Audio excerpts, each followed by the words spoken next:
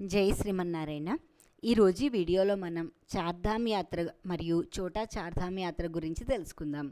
ముందుగా మనం శంకరాచార్యులచే తెలియచేయబడిన చార్ధామ్ యాత్ర గురించి తెలుసుకుందాం.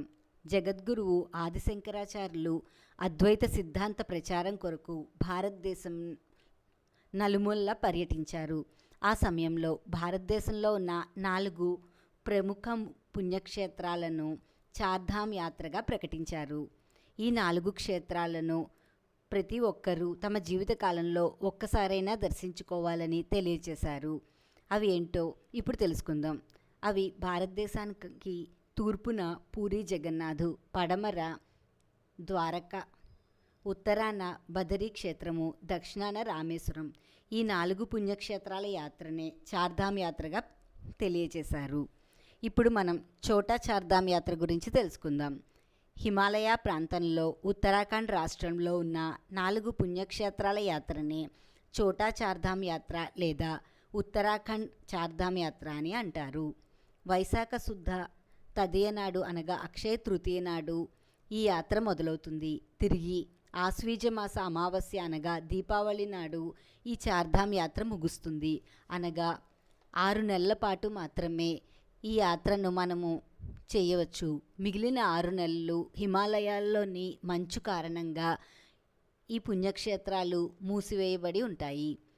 బద్రీనాథ్, కేదార్నాథ్, గంగోత్రి, యమునోత్రి ఈ 4 పుణ్యక్షేత్రాల యాత్రనే చోటా చార్ధామ్ యాత్రగా పిలుస్తారు. గంగోత్రి భాగీరథుడు శివుడి కొరకు తపస్సు చేసి గంగను భూమిపైకి దింపిన ప్రదేశాన్నే గంగోత్రి అంటారు. ఇక్కడ గంగానదిని భాగీరథి అని పిలుస్తారు. ఉత్తరాఖండ్లో ఉత్తరకాశీలో ఉన్న గంగోత్రి అనే ప్రాంతంలో ఈ ఆలయం ఉంది. యమునోత్రి యమునా నది పుట్టిన ప్రదేశాన్ని యమునోత్రి అని పిలుస్తారు.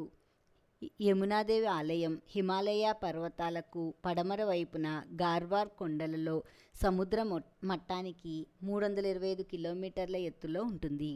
ఈ ఆలయంలో యమునాదేవితో పాటు ఆమె సోదరుడు అయిన యమధర్మరాజు విగ్రహం కూడా ఉంటుంది.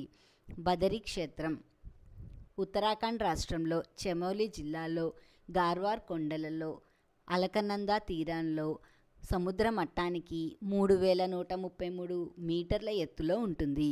ఈ ఆలయంలో గర్భాలయంలో శ్రీ మహావిష్ణువు బదరీ నారాయణుడిగా దర్శనమిస్తాడు. ఇక్కడ స్వామి విగ్రహం 1 అడుగు గల సాలగ్రామ శిల. స్వామి యోగముద్రలో పద్మాసనంలో దర్శనమిస్తారు. స్వామితో పాటు నరనారాయణులు, కుబేరుడు, నారదుడు, లక్ష్మీదేవి విగ్రహాలు కూడా ఉంటాయి. ఈ క్షేత్రం శ్రీ మహావిష్ణువు యొక్క 8 స్వయం వ్యక్త క్షేత్రాల్లో ఒకటి. అంతేకాకుండా శ్రీ వైష్ణవ 108 దివ్య దేశాలలో కూడా ఒకటి.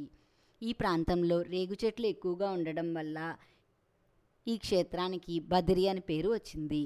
బదరీ క్షేత్రం యొక్క మహత్యం గురించి స్కాంద పురాణంలో, విష్ణు పురాణంలో కూడా తెలియజేయబడింది. 4వది కేదార్నాథ్. పరమశివుని యొక్క పుణ్యక్షేత్రాల్లో కేదార్నాథ్ చాలా ముఖ్యమైనది. ఉత్తరాఖండ్ రాష్ట్రంలో రుద్రప్రయాగ జిల్లాలో కేదార్ ఘాట్లో గార్వార్ కొండల్లో మందాకిని నదీ తీరంలో కలదు. పరమశివుని యొక్క 12 జ్యోతిర్లింగ క్షేత్రాలలో కేదార్నాథ్ కూడా ఒకటి.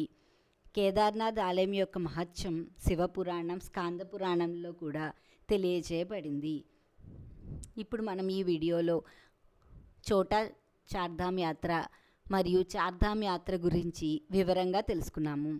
ఇలాంటి మరిన్ని ఆధ్యాత్మిక వీడియోలు చూడాలంటే దయచేసి నా ఛానల్ని సబ్స్క్రైబ్ చేయండి. ఈ వీడియో మీకు నచ్చితే లైక్ చేయండి, షేర్ చేయండి.